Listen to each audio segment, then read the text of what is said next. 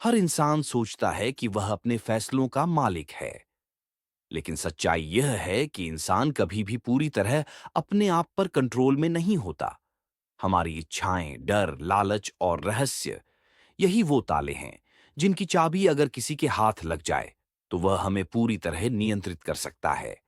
आज मैं तुम्हें वो रहस्य बताऊंगा जिनका इस्तेमाल करके तुम किसी भी इंसान को अपने हिसाब से मोड़ सकते हो। लेकिन याद रखना, यह खेल अंधेरा है और जो इसमें कदम रखता है वह कभी पहले जैसा नहीं रहता। किसी पर कंट्रोल पाने का पहला तरीका है उसकी कमजोरी ढूंढना। हर इंसान के भीतर एक खालीपन होता है। किसी को प्यार की तलाश है, किसी को मान्यता की भूख, किसी को पैसे का लालच और किसी को डर का साया। अगर तुम उसकी कमजोरी पकड़ लोगे तो वही तुम्हारा हथियार बन जाएगी। जैसे शिकारी शिकार की नब्ज पकड़ लेता है, वैसे ही तुम उसकी आत्मा की पकड़ में आ सकते हो। दूसरा राज है चुप्पी की ताकत। ज्यादातर लोग बोलकर मनाते हैं, लेकिन असली कंट्रोल तब आता है जब तुम कम बोलते हो और सामने वाले को उसकी ही बातों में उलझा देते हो। इंसान खामोशी से डरता है। जब तुम खामोश रहकर उसकी आंखों में देखते हो तो उसे लगता है कि तुम्हारे पास उसकी हर सोच का जवाब है, और इसी डर से वह धीरे धीरे तुम्हारे इशारों पर नाचने लगता है। तीसरा तरीका है भ्रम पैदा करना। दिमाग तब सबसे कमजोर होता है जब उसे सच्चाई और झूठ में फर्क समझ ना आए। अगर तुम किसी को लगातार छोटे छोटे शक में डालते रहो तो उसका दिमाग थक जाता है, और थका हुआ दिमाग कंट्रोल करना आसान होता है। यही कारण है कि इतिहास में बड़े बड़े साम्राज्य छल और भ्रम से जीते गए, तलवारों से नहीं। चौथा राज्य है दर्पण का खेल।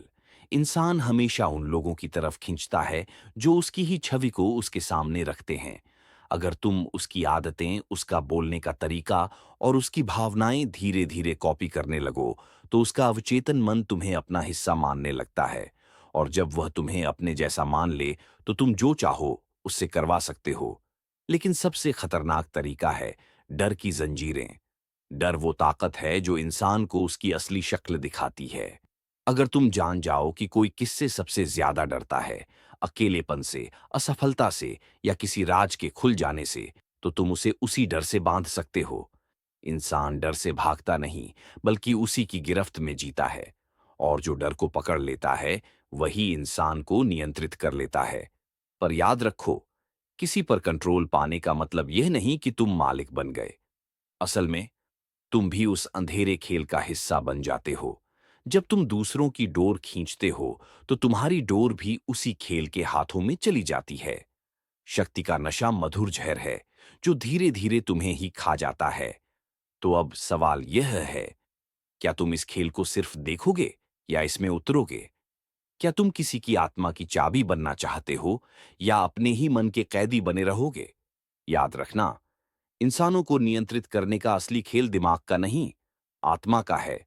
और जो आत्मा को पकड़ लेता है वही इस अंधेरी दुनिया का असली मालिक बनता है।